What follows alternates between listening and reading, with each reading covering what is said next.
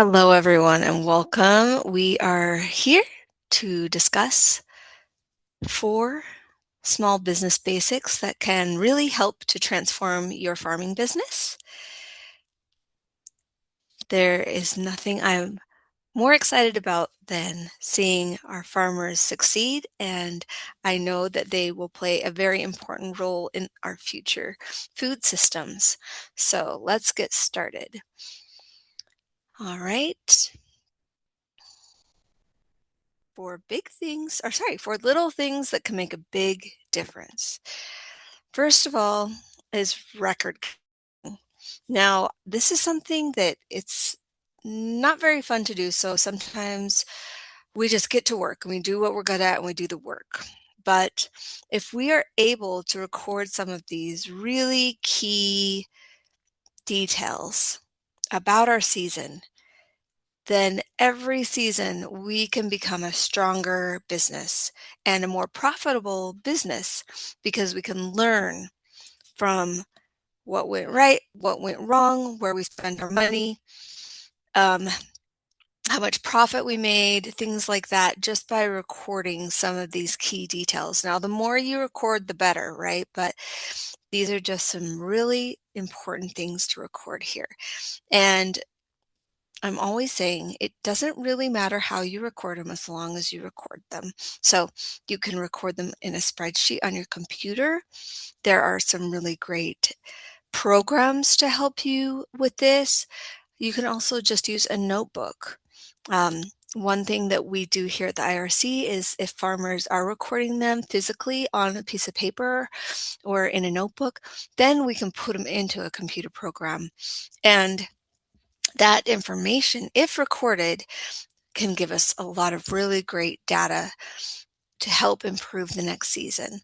So that's a way that we're happy to support, but the most important thing is that we're recording things. So I know it's our nature to kind of get to work and start planning things and harvest things and selling things. But if we can record what we planted, how much was harvested, how much of that sold, how much of that was wasted, how much time we spend in the garden, what the weather was like certain weeks that we have the market, these kind of things can really pay off long term.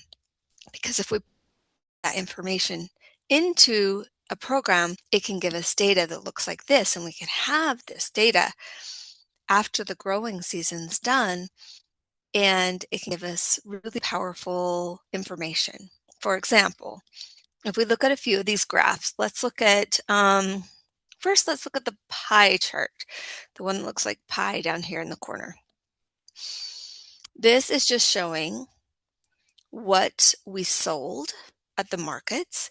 And if we know that 29% of what we sold herb, this is this is herbs, for example. This is if we recorded what sold and we wanted to compare things and we wanted to know what herbs to plant next year. We can see, oh, 29% of my sales was dill and 44% of my sales basil.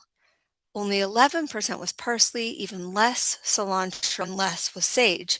Now, if you had planted those five herbs and recorded your sales, you could know what your best sellers were.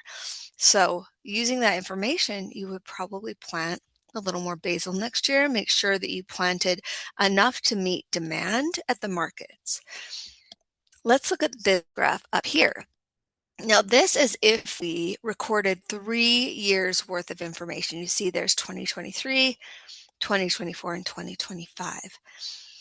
So based on this information, which is comparing how much of the crop was wasted, sold, and donated, you could see, oh, even though we had really great sales in 2025, we also had a great deal of waste. So if our profit for 2025 was lower than 2024, we could use this information to say, I see why it was lower. Now you understand those numbers from your season a little bit better because you can see how the waste has impacted your sales. This other larger graph on the right here also is comparing sales for 3 years. Now, looking at this information, we see a few very interesting things. The first thing that comes to mind is we see something very like a really steep decline in sales here in 2023. 2023 is our blue line. So if we had been recording those details we talked about, we could see that maybe the weather was terrible that weekend and we had a horrible market. Hardly anyone came. Maybe we even had to take down our booth early. Now, if we hadn't recorded the details, we'd only recorded the sales, but not anything about the weather, we wouldn't really have that explanation. We would just have to remember why it was so low. And the thing is, like, we try to think that we'll remember, but you might not remember what happened 2 years ago. And it's always really nice if you're recording those things to make sense of your numbers with with the details that you've recorded. So if we had recorded weather, then we might understand why that market was so low. Also, another thing I'm seeing on this graph is that for all 3 years, the biggest market sales came from this weekend right here, which is just before the 4th of July.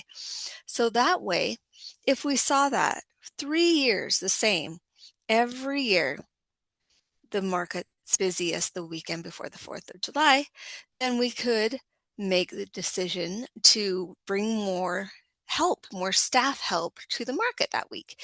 So this is a way that by tracking information, you can make sense of your sales and you can also maximize your profits, because if you bring more help to the market that week and you bring more product to the market that week, because you know that year by year that is always your busiest market, you can probably increase your sales and even have more sales that weekend based on being prepared. So this is a way for you to track information, details like your sales, your expenses, your waste, your the weather throughout the season, pests throughout the season.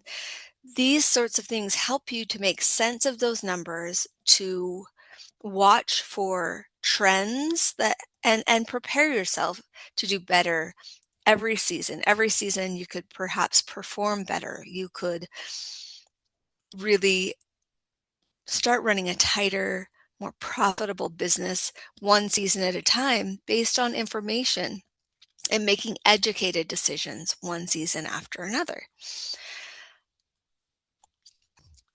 All right, the second item, now that we're done with tracking, and tracking is so important and worth every minute, is a business plan.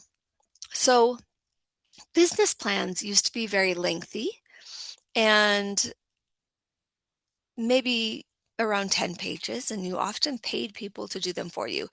But now business plans come in many shapes and sizes.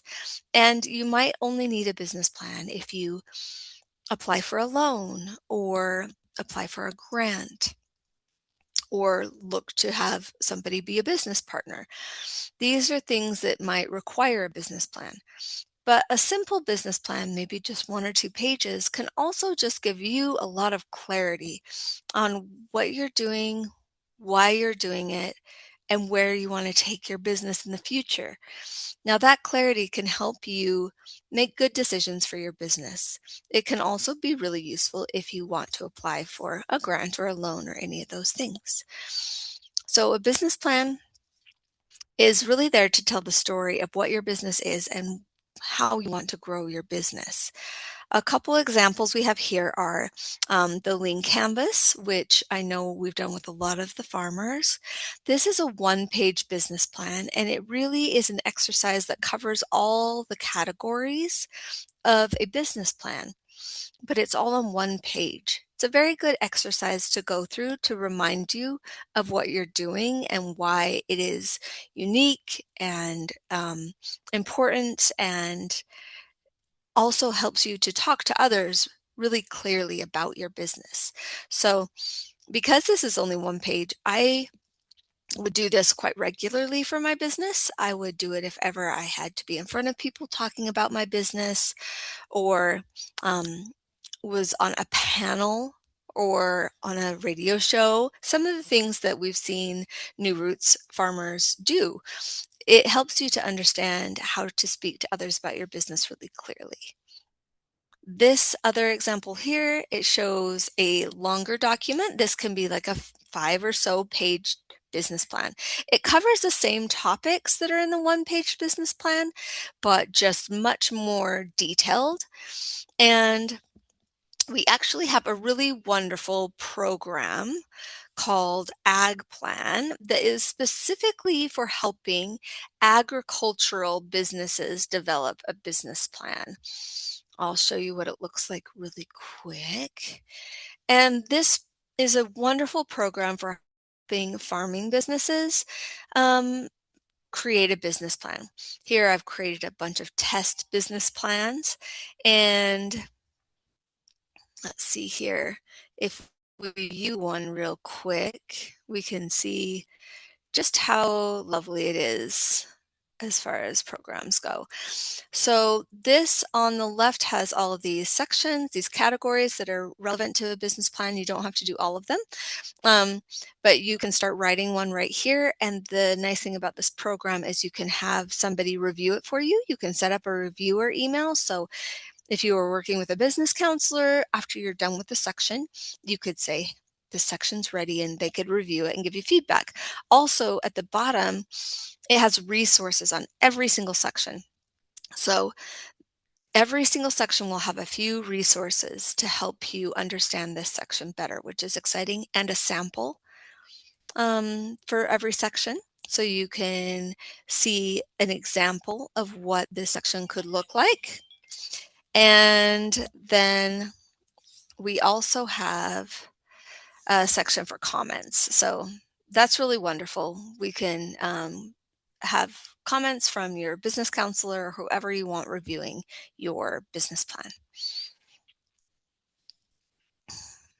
All right. Let's see here. Go back to our presentation. And okay, a third example of a business plan here is this one off to the far right, a digital presentation. So once you have a business plan written, and it doesn't have to be too long, but you can really put it into a beautiful visual presentation if you want to too. There are programs for that. So if you wanted to create a really beautiful business plan that had photos of your farm and yourself, and maybe even some graphs on your performance year by year, this would be an excellent way to do that. And we could do that with you. There are free programs that help you to create that type of business plan as well. And all of these would be great exercises in understanding your business better, but also these are all ways to share your business with others. So often that is sharing your business ideas, where it's going, why it's going well, how come it has value, all of that in your business plan, and showing that you've thought out your farming business as a real business. This can be shared with people if you're applying for a loan, if you want to get them to invest in your company. These are all ways to share your business with others. Sometimes those ways are requested or required. Other times it might be optional or something you just want to do. Maybe you are sitting on a panel of farmers and they want to learn a little bit more about you before the big day. You could send a copy of your digital business plan, and that way they could go through 3 or 4 slides that show a little bit about your business. These are all a form of kind of communication. All right. Then marketing. This is something that often gets overlooked by small businesses because they don't feel like they're good at it. And that's the hard thing about being a business owner, is that you are expected to be good at things that might not be strengths that you have. So um, you might feel that you're really good at planting or tracking or running the farm, but marketing is a stretch for you. The thing about marketing is it's very important to communicate what you're doing and to draw people to your business in order to have successful sales year after year. And because the New Roots farmers are participating in farmers markets, it's a really wonderful thing if people can do a little bit of marketing, because every farmer that does a little bit of marketing brings more people to the markets. So you are all doing marketing together that can increase the sales for everyone. And if you take a little time to do a little bit of marketing, it can pay off in a big way. So here are some examples of what is considered marketing. It is everything from your business cards to your logo to the photos on social media to how you design labels for your farm stand. You basically want to make everything kind of go together.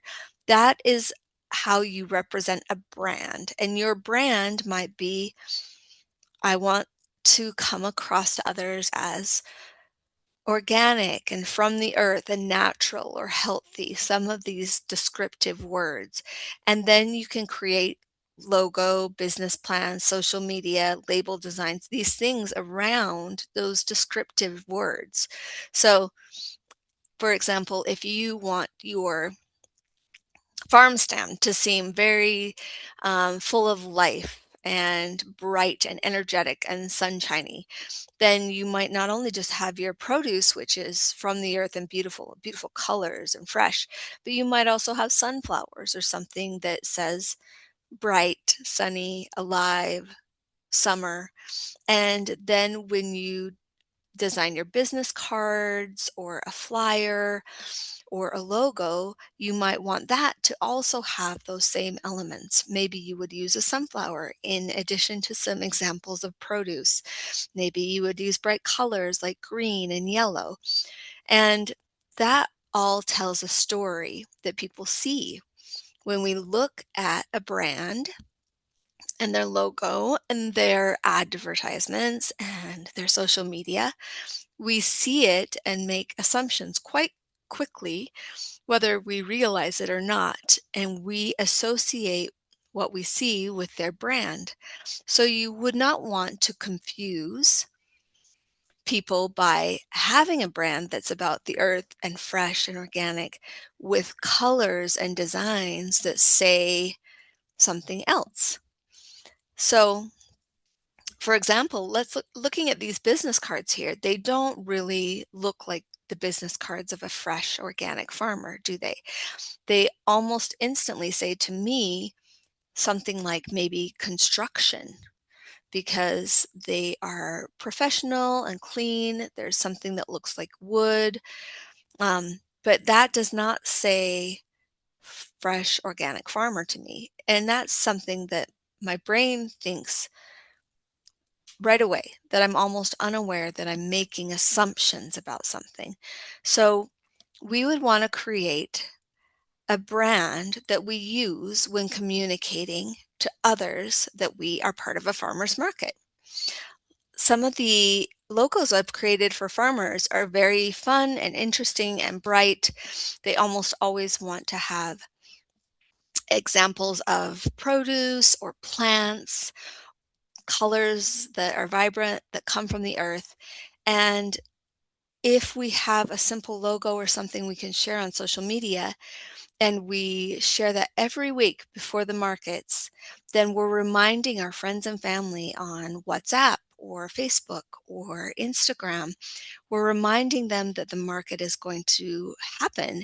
And that's really what marketing is about, is reminding people that you exist, what you're about, and how to support you and find your product.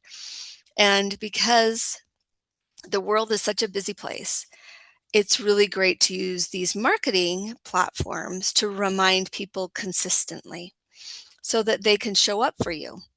And with each farmer doing a little bit of marketing, it makes a big impact on the whole market.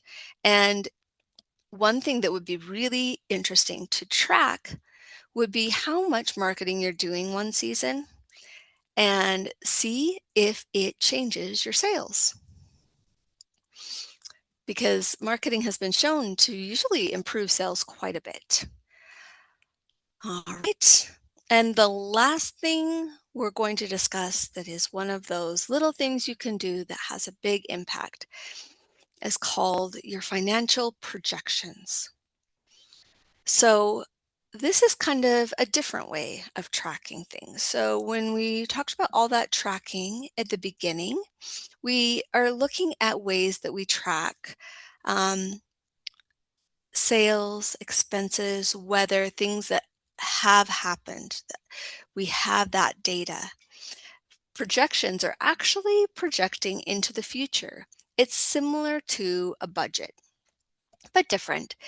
It's saying, I think I'm going to do this much in sales and I'm going to have this much in expenses based on my experience, right? So all of you have experience. One season after another, you have a little bit of experience about what you spent and what you made. This is a way for you to project what you think you're going to make in the future, and it might help you with your budgeting. It might help you make wiser choices for your business. Now, I'm going to pull up an example of what projections can look like. And these are just some that I created that are simple farmer projections. And it's a way for you to record how you think you're going to do throughout the season. And a powerful thing is to adjust these month by month and see how close you came. So you're projecting what the next months are going to look like, but as you have those actual sales and actual costs, if you update your projections as you go, you can see how close you're coming, and that way you can make better decisions ahead. So if you, for example, saw that you were spending a lot more than you planned on in fuel or repairs and maintenance, you could adjust your projections in the future to make a better budget for that.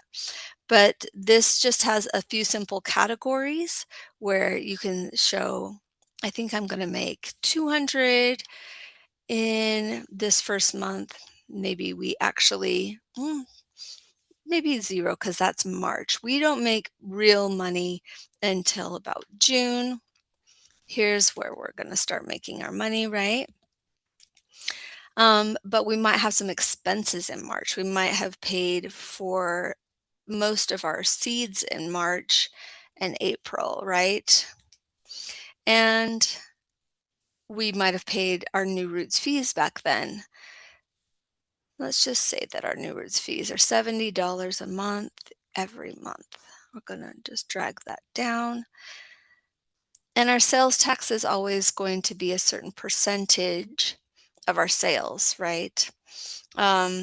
So if you have that percentage, you could put that in the spreadsheet and it would just automatically update based on your sales.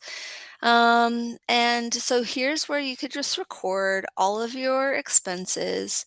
Maybe you have a loan, maybe you don't. These are just optional. You can change these categories based on what you really spend money on. And then you can show your goals, your sales goals, and have those increase over time throughout the season. And this will help you to understand a few things. Let's see, let's go through September. It will help you to understand how profitable you think the season ahead will look. And we're not going to have time to enter all of our expenses, but if we did, we could see if we're profitable in a month or not, and we could maybe base our decisions on that. So this is showing to me that Our most profitable months would be August and September. And down here in our cash flow, we're going to put a beginning balance in our bank of just $250 for our business. And that'll show, oh, we're going in the negative here in these first few months. That tells me how much money I really have to have in the bank to get started on my season. Okay. So if this was fairly accurate, it would show that I need about $1,000 more to get started on my season. So let's see if I did that. Okay. That way I'm not going into the negative. As a matter of fact, on these months that are really good, where I'm in the positive, my bank balance looks much healthier. And at the end of my season, my bank balance is about $1,000 more than it was when I started. Now, this could also help you to fully understand how much money you are really going to make and whether or not it's worth your labor, because that's one thing we didn't include here in the expenses. So we always want to consider, how much is it going to cost to participate in the season? How much money am I going to make? How much do I make in sales in order to come into this positive? I would have to make, significantly more than I made in June and July to really account for all the effort that I had in all these months leading up to the season, right? And so this way you can kind of play with numbers. And this is something that, again, if you're not comfortable with Excel, a small business counselor can go through this exercise with you.